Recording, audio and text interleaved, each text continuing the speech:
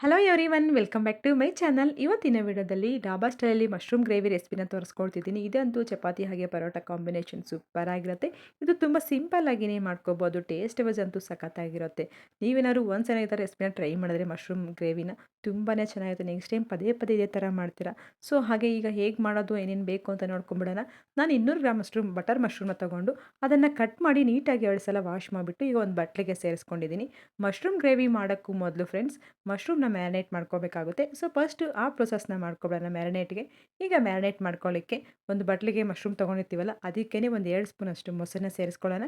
ಹಾಗೆ ಒಂದು 2 ಸ್ಪೂನಷ್ಟು ಧನಿಯಾ ಪುಡಿ, 1 ಸ್ಪೂನಷ್ಟು ಇದಕ್ಕೆ ಖಾರದ ಪುಡಿ, ಹಾಗೆ 1/4 ಚಮಚ ಅಷ್ಟು ಇದಕ್ಕೆ ಅರಿಶಿನ ತಗೊಂಡು 1 ಸ್ಪೂನಷ್ಟು ಇದಕ್ಕೆ ಗರಂ ಮಸಾಲ, ಹಾಗೆ 1 ಸ್ಪೂನಷ್ಟು ಇದಕ್ಕೆ ಸಾಲ್ಟ್ನ ಆ್ಯಡ್ ಮಾಡಿಕೊಂಡು ಈಗ ಒನ್ಸ್ ಮಿಕ್ಸ್ ಮಾಡಿದ್ದಾದಮೇಲೆ ಇದ್ರ ಜೊತೆಗೇ 1.5 ಸ್ಪೂನಷ್ಟು ಶುಂಠಿ ಬೆಳ್ಳುಳ್ಳಿ ಪೇಸ್ಟ್ನ ಆ್ಯಡ್ ಮಾಡ್ಕೊಳ್ಳೋಣ.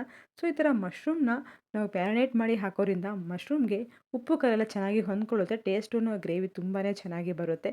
ಸೊ ನೀವೇನಾದ್ರು ಮಶ್ರೂಮ್ ರೆಸಿಪಿ ಫಸ್ಟ್ ಟೈಮ್ ಏನಾದ್ರು ಮಾಡ್ತಿದ್ದೀರಾ ಅಂತಂದರೆ ಡೆಫಿನೆಟಾಗಿ ಈ ಥರ ಟ್ರೈ ಮಾಡಿ, ತುಂಬಾ ಚೆನ್ನಾಗಿರುತ್ತೆ. ನೆಕ್ಸ್ಟ್ ಟೈಮ್ ಪದೇ ಪದೇ ಇದೇ ಥರ ಟ್ರೈ ಮಾಡ್ತೀರಾ, ಅಷ್ಟು ಟೇಸ್ಟಿಯಾಗಿರುತ್ತೆ.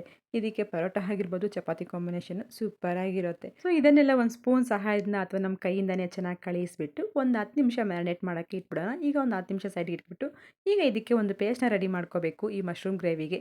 ಅದಕ್ಕೆ ಒಂದು ಮಿಕ್ಸಿ ಜಾರಿಗೆ ಒಂದು 3 ಟೊಮೊಟೊನ ಚೆನ್ನಾಗಿ ಹಣ್ಣಾಗಿರುವಂಥ ಟೊಮೊಟೊನ ಕಟ್ ಮಾಡಿ ಸೇರಿಸ್ಕೊಳ್ಳೋಣ. ಸೊ ಇದಕ್ಕೇ ಒಂದು ಹಿಡಿಯಾಗುವಷ್ಟು ಕೊತ್ತಂಬರಿ, ಹಾಗೆ 5ರಿಂದ 6 ಗೋಡಂಬಿನ ಹಾಕ್ಕೊಂಬಿಟ್ಟು ನುಣ್ಣಗೆ ಪೇಸ್ಟ್ ಮಾಡಿ ಇಟ್ಕೋಬೇಕು. ಇದಕ್ಕೆ ನೀರು ಆ್ಯಡ್ ಮಾಡಬೇಡಿ, ಹಾಗೆಯೇ ಗ್ರೈಂಡ್ ಮಾಡಿ ಇಟ್ಕೊಳ್ಳೋಣ. ಸೊ ಇದು ಸೆಕೆಂಡ್ ಪ್ರೊಸೆಸ್ಸು. ಈಗ ಗ್ರೇವಿ ಮಾಡ್ಕೊಳ್ಳಿಕ್ಕೆ ಈಗ ಪೇಸ್ಟು ಸಹ ರೆಡಿ ಆಯ್ತಲ್ಲ, ಈಗ ಗ್ರೇವಿ ಮಾಡ್ಕೊಳ್ಳಿಕ್ಕೆ ಈಗ ಒಂದು ಕಡಾಯಿ ಇಟ್ಕೊಂಡ್ಬಿಟ್ಟು ಇದಕ್ಕೆ 5ರಿಂದ 6 ಸ್ಪೂನಷ್ಟು ಆಯಿಲ್ನ ಸೇರಿಸ್ಕೊಂಡ್ಬಿಟ್ಟು ಇಲ್ಲಿ ನೀವು ಬೇಕಿದ್ರೆ ಬಟರು ಸಹ ಆ್ಯಡ್ ಮಾಡ್ಕೋಬೋದು. ಅದು ಆಪ್ಷನ್ ಅಷ್ಟೇ, ಆಯಿಲು ಅಥವಾ ಬಟರ್ ಯಾವ್ದು ಬೇಕಾದ್ರೂ ಯೂಸ್ ಮಾಡ್ಕೋಬೋದು. ಒಂದು ಬಿರಿಯಾನಿ ಎಲೆ ಹಾಗೆ ಒಂದು ಚಕ್ಕೆ, ಇದಕ್ಕೆ 2 ಲವಂಗ ಸೇರಿಸ್ಕೊಂಡ್ಬಿಟ್ಟು 1 ನಿಮಿಷ ಫ್ರೈ ಮಾಡ್ಕೋಬೇಕು.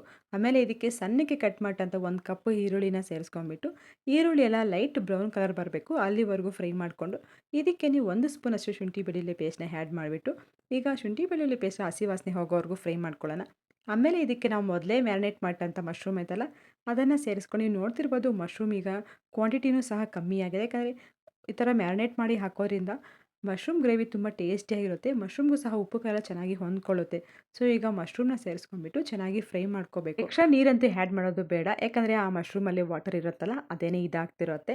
ಸೊ ಆ ನೀರೆಲ್ಲ ಬಿಟ್ಕೊತಿರುತ್ತಲ್ಲ, ಸೊ ನಾವು ನೀರು ಹಾಕೋದು ಬೇಡ. ಈಗ ಮುಚ್ಚಳ ಹಾಕಿಬಿಟ್ಟು ಮತ್ತೊಂದು 3 ನಿಮಿಷ ಫ್ರೈ ಮಾಡ್ಕೊಬಿಡೋಣ. ಸೊ ಇವಾಗ ಮುಚ್ಚಳ ತೆಗೆದು ನೋಡೋಣ. ನೀವು ನೋಡ್ತಿರ್ಬೋದು ಯಾವ ಥರ ಗ್ರೇವಿ ಥರ ಆಗಿದೆಯಲ್ಲ. ಈಗ ಮಶ್ರೂಮ್ ಒಂದು 50% ಅಷ್ಟು ಬೆಂದಿರುತ್ತೆ. ಈಗ ಇದಕ್ಕೆ ನಾವು ಮೊದಲೇ ರುಬ್ಬಿಟ್ಟಂಥ ಟೊಮೊಟೊ ಪೇಸ್ಟ್ ಐತಲ್ಲ ಅದನ್ನು ಸೇರಿಸ್ಕೊಂಡ್ಬಿಟ್ಟು ಚೆನ್ನಾಗಿ ಫ್ರೈ ಮಾಡ್ಕೊಳ್ಳೋಣ. ಆಮೇಲೆ ಇದಕ್ಕೆ ಇನ್ನು ಸ್ವಲ್ಪ ಖಾರಕ್ಕೆ ತಕ್ಕಂತೆ 1 ಸ್ಪೂನಷ್ಟು ಇದಕ್ಕೆ ಖಾರದ ಪುಡಿ, 1 ಸ್ಪೂನಷ್ಟು ಇದಕ್ಕೆ ಧನಿಯಾ ಪುಡಿ, ಹಾಗೆ ಗರಂ ಮಸಾಲ, ಇದರ ಜೊತೆಗೇ 1 ಸ್ಪೂನಷ್ಟು ಜೀರಿಗೆ. ಇನ್ನು ನೀವು ಮೊದಲೇ ಸಾಲ್ಟ್ ಆ್ಯಡ್ ಮಾಡಿರ್ತೀರ ಮ್ಯಾರಿನೇಟ್ ಮಾಡಬೇಕಾದ್ರೂ, ಮತ್ತೊಮ್ಮೆ ರುಚಿಗೆ ತಕ್ಕಷ್ಟು ನೋಡ್ಕೊಂಬಿಟ್ಟು ಈಗ ಸಾಲ್ಟ್ನ ಆ್ಯಡ್ ಮಾಡಿಬಿಟ್ಟು ಚೆನ್ನಾಗಿ ಮಿಕ್ಸ್ ಮಾಡಿಕೊಂಡು ಈಗ ಮತ್ತೆ ಲೀಡ್ನ ಕ್ಲೋಸ್ ಮಾಡಿಬಿಟ್ಟು ಇನ್ನೊಂದು 2 ನಿಮಿಷ ಫ್ರೈ ಮಾಡ್ಕೊಳ್ಳೋಣ. ಸೊ ಈಗ ಕೊನೆಯದಾಗಿ ನೀವು ನೋಡ್ತಿರ್ಬೋದು ಮಶ್ರೂಮ್ ಗ್ರೇವಿ ಪರ್ಫೆಕ್ಟಾಗಿ ರೆಡಿಯಾಗಿದೆ. ಮಶ್ರೂಮು ಸಹ ಪರ್ಫೆಕ್ಟಾಗಿ ಕುಕ್ ಆಗಿರುತ್ತೆ. ಈಗ ಸ್ಟವ್ ಆಫ್ ಮಾಡ್ಕೊಂಬಿಟ್ಟು ಕಸ್ತೂರಿ ಮೆಥಿನ ಹಾಕ್ಕೊಂಡು ಕೊನೆಯದಾಗಿ ಇದಕ್ಕೆ 1 ಸ್ಪೂನಷ್ಟು ಬಟರ್ನ ಹಾಕಿದರೆ ಡಾಬಾ ಸ್ಟೈಲಲ್ಲಿ ಮಶ್ರೂಮ್ ಗ್ರೇವಿ ರೆಡಿಯಾಗುತ್ತೆ. ತುಂಬಾ ಚೆನ್ನಾಗಿರುತ್ತೆ. ಪರೋಟ ಹಾಗೆ ಚಪಾತಿ ಕಾಂಬಿನೇಷನ್ ಅಂತೂ ಸೂಪರಾಗಿರುತ್ತೆ. ಫ್ರೆಂಡ್ಸ್, ನಿಮ್ಗೆ ಈ ರೆಸಿಪಿ ಇಷ್ಟ ಆಯಿತಾ? ಇಷ್ಟ ಆಗಿದರೆ ಒಂದು ಲೈಕ್ನ ಮಾಡಿ, ಹಾಗೆ ನಿಮ್ಮ ಫ್ರೆಂಡ್ಸ್ಗೆ ಫ್ಯಾಮಿಲಿ ಮೆಂಬರ್ಸ್ಗೆ ಶೇರ್ ಮಾಡಿ, ಅವರು ಸಹ ನಮ್ಮ ವೀಡಿಯೋಸ್ನ ನೋಡಲಿ. ಹಾಗೆ ನಾನು ಇವತ್ತು ಚಪಾತಿ ಜೊತೆಗೆ ಸರ್ವ್ ಮಾಡ್ಕೊಂಡಿದ್ದೆ, ತುಂಬಾ ಚೆನ್ನಾಗಿತ್ತು. ಟೇಸ್ಟ್ ವೈಸ್ ಅಂತೂ ತುಂಬ ಡಿಫ್ರೆಂಟಾಗಿ ಸಖತ್ತಾಗಿ ಬಂದಿತ್ತು. ನೀವು ಒಂದು ಸಲ ಟ್ರೈ ಮಾಡಿ, ಟ್ರೈ ಮಾಡಿದ್ಮೇಲೆ ಕಮೆಂಟ್ ಮಾಡಿ.